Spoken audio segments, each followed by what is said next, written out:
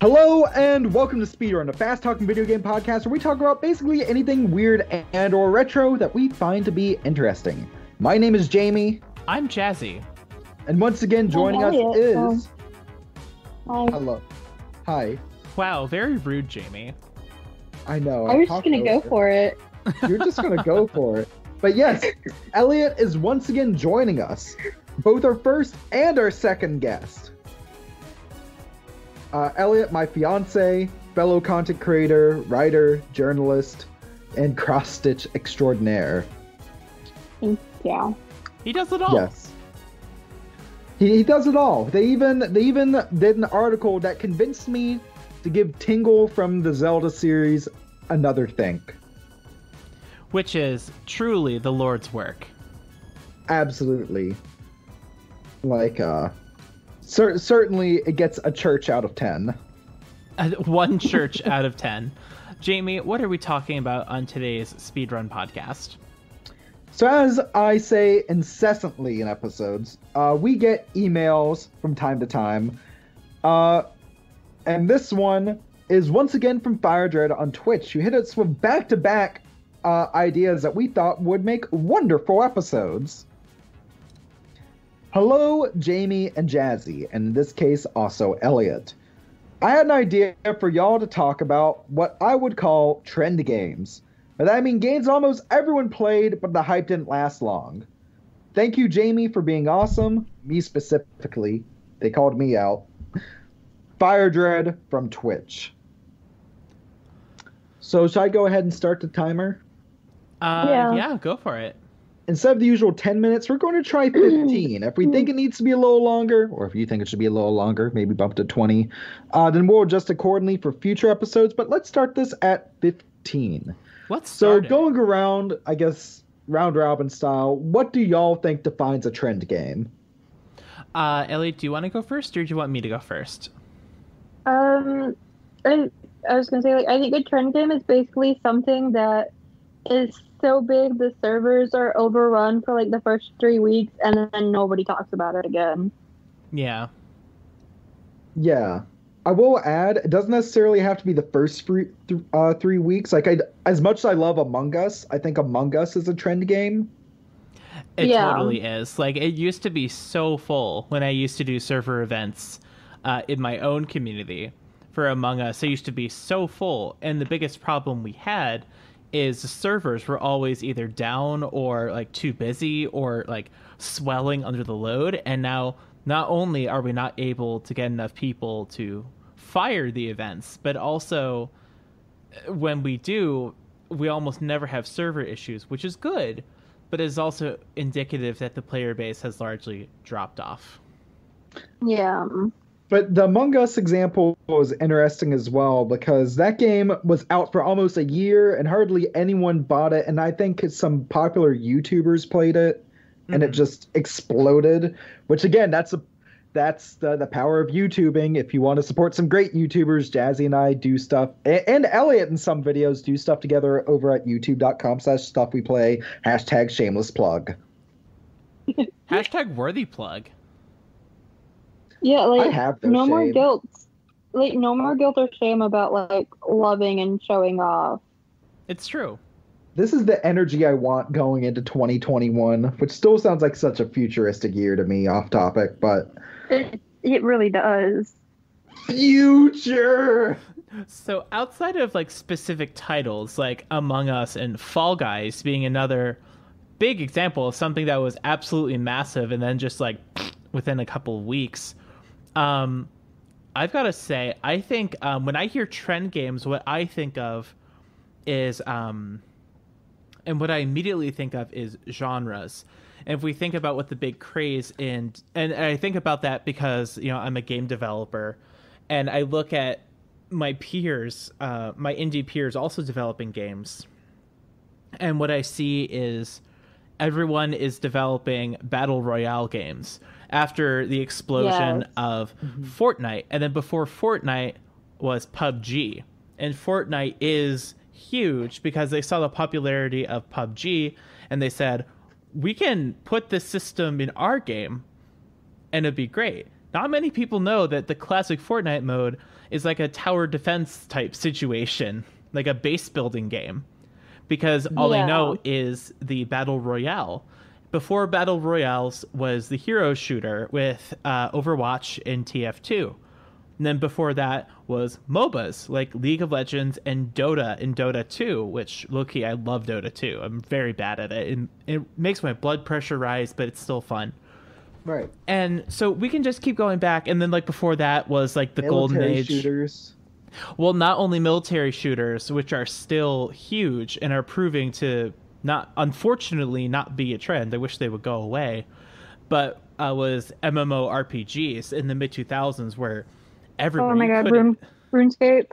I may or may not be AFK training my woodcutting skill as we record the episode. If you can see on Discord that my playing is the RuneLite client, RuneScape is very much still here and has been since 2003. I think I've talked about it on the show before.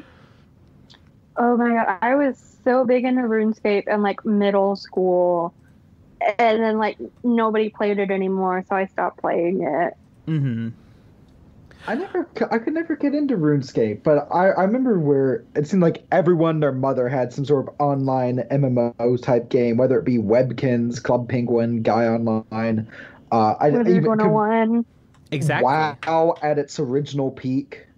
Exactly. And no, that in and of itself, not many people talk about or play MMOs anymore, proving that MMOs were a trend. And then before MMOs, that's sort of where my early life memory starts to taper off a little bit. I guess before that would be like arena shooters like Quake and Doom were really, really, really huge before the advent of the modern MMORPG.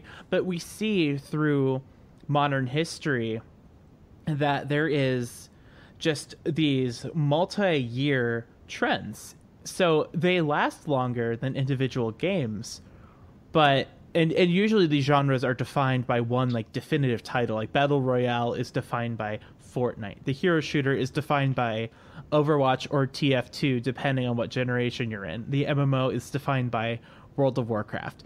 Dota defines the MOBA. But through all of these, they all have their own cult followings. And even block voxel-based games, after Minecraft came out, absolutely massive. Like the Unity forums were just filled with people saying, how can I program voxels into my game? And it was kind of deplorable, not going to lie, because it's just like, can you please come up with an original idea? I beg you.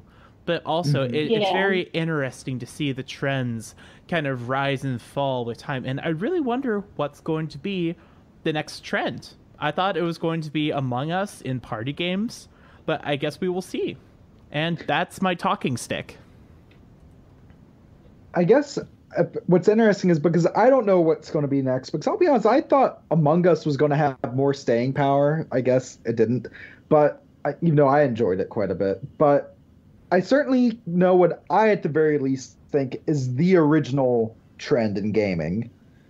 And I don't mean like back in the Atari days when like everyone and their mother was trying to make a game that crashed the industry. I mean the first defined trend that everyone tried and it died out in the industry, but people still look back on it fondly. Tiger Electronics. And I was going to say the mascot platformer. Yes. Which, funnily enough, it's weird to think about it that Sonic the Hedgehog was originally the poster child for a games trend. Yeah. Yeah. Along with Mario. So don't get your britches too high up there, Sonic Tuber. I'm. Why would you say such a thing to me? My Dreamcast is crying. My NES is crying. But I mean, Mario was a mascot Super Mario Brothers is a mascot platformer, but people didn't start trying to make their own clones of popular mascot platformers, with some exceptions like Giana Sisters for Mario, which are blatant. Until Sonic came around, you got stuff like Arrow the Acrobat, Bubsy, Gex. How even. dare you take Bubsy in vain? Come on. Yeah, the Sonic music don't... stays on during Gexy times. The best tweet I've ever done.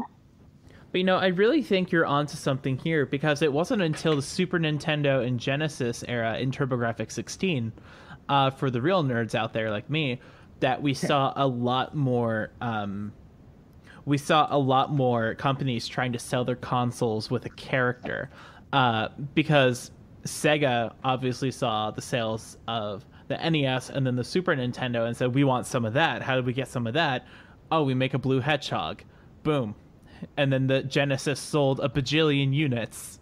I'm not going to quote the donkey history of video games on the podcast here because I'm a professional, but it really wasn't until I was like struggling with this because there were mascot platformers on the NES, but it wasn't a plague until the 16-bit era. Well, I mean, even going back, like trends.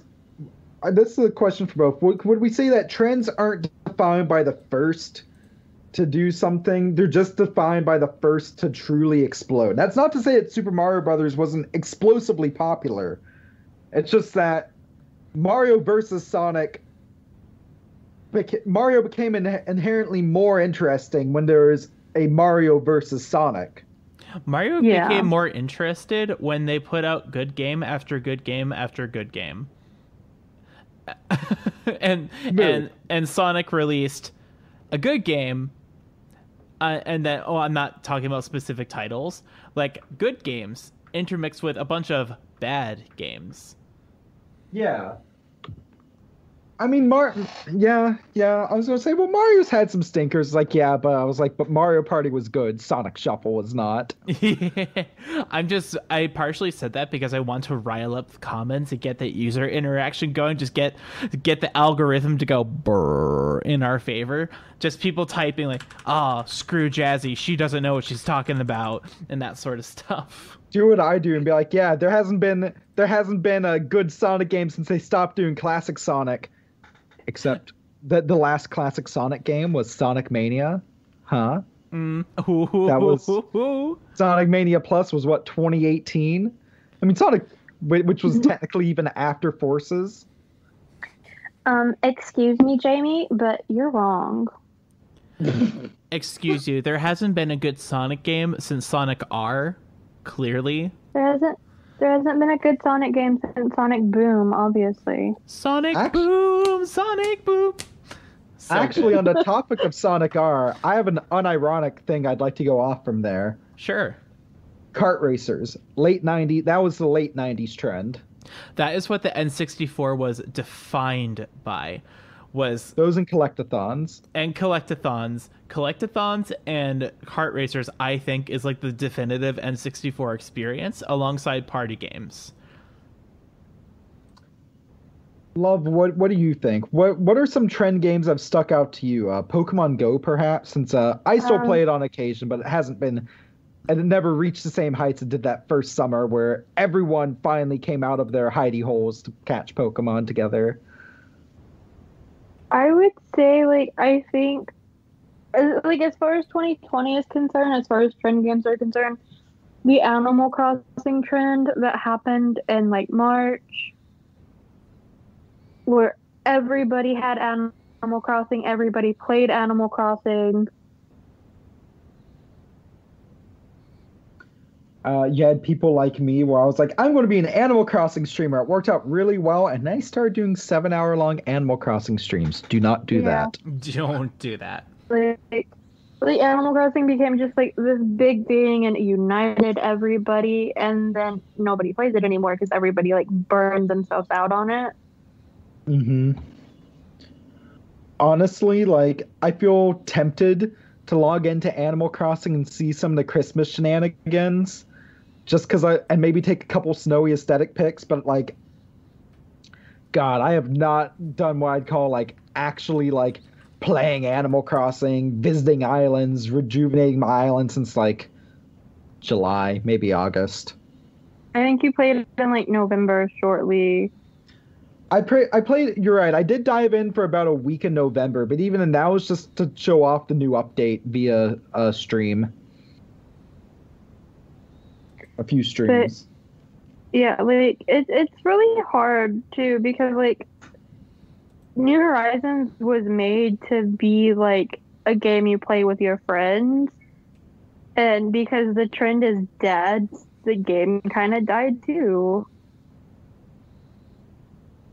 I think it needs to be said that trend games aren't necessarily bad. Is Fortnite my cup of tea? No. But do I think it's a very competently made game with a really interesting model? Because it's a free-to-play game where the only paid aspect are skins that don't really, it doesn't really affect it for everyone. I'm like, I think that's brilliant. And I'm glad it's, to see that popular instead of a game I loved to dunk on, that I dunked on the last video, garbage like Clash of Clans. Yeah. Truly garbage. Yeah. If actually, mobile is an entire other realm. Like, we mentioned Pokemon Go, but geez, like stuff like Temple Run and Subway Surfers, and I think there's a Minions one now that's way popular. Wow. I remember Angry Temple Run. Bird. That threw me right back. That was Temple Run's. I remember playing Temple Run on a first model iPad. Oh, wow. Oh my god. I got it from my grandma because she got it. She's like, it's cool, but I don't get it. You can have it. Whatever you say, Grandma. Yoink. Thanks, Grandma.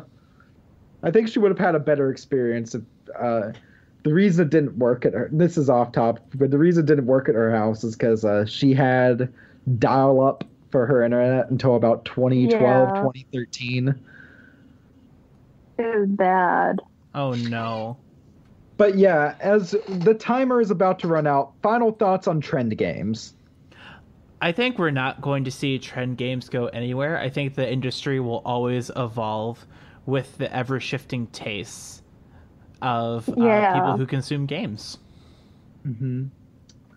And that's for you, Love? And I think it's also kind of hard to call anything a trend game because there are still people out there who religiously play them. No, I agree with that. As I said, even if Among Us isn't huge, I still enjoy getting a group of friends together and, going through a few, playing a few rounds every here and there. Yeah. Yeah. I think on the flip side, trends are cool and it's interesting to see trends and how they evolve. But just because something is popular doesn't mean it should be emulated. And I say this is, and I think this is, I think it's really cool to see callbacks to trends years later. I remember these past few years, we've seen a good few, throwbacks to the mascot platformer trend. We have. But what sets a game apart isn't necessarily completely partaking or completely avoiding a trend. It's building on what works with other games while still doing enough to stand out on its own.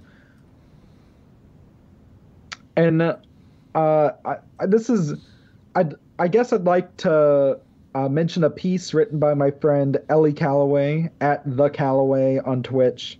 I don't know if it's been published at this time, but it should be soon on Infinite Frontiers, where she compares A Hat in Time and Yooka-Laylee. Both are homages to the collectathon platformer, but while Yooka-Laylee feels like, to her anyways, these are basically her thoughts summed up to the best I can. I can't speak for her, but from what I read of the piece, while Yooka-Laylee seemed held back by trying to pay homage to those collectathon platforms of the late 90s, A Hat in Time took what worked and built on it, and stood out as a result. Trends aren't bad. What's bad with trends is if you make a game that does nothing but just fade into the crowd and you know it. Right. Yeah. That was kind of a deep note to end on, so haha, funny Fortnite, burr. All right. Any last thoughts before we sign off? No. No. Is there anything you would like to plug, Love? No, I'm good. Cool. At LC on Twitter. But no, if you would like to submit idea, because I'm a meme. If you would like to submit suggestions for future podcast episodes, you can either contact me at jamie@stuffweplay.com or jazzie@stuffweplay.com. Back us on Patreon, get access to episodes a week before they go live, and get like exclusive early videos and channel updates and direct access to me and Jazzie at patreon.com/stuffweplay, the Stuff We Play Patreon. Subscribe to the Stuff We Play YouTube channel and join us on Discord. I'm forgetting nothing, right? I think that's it. Good. So with that, thank you very much for listening. Stay classy, and we'll see you, or I guess hear you, that makes more sense, next time. See ya.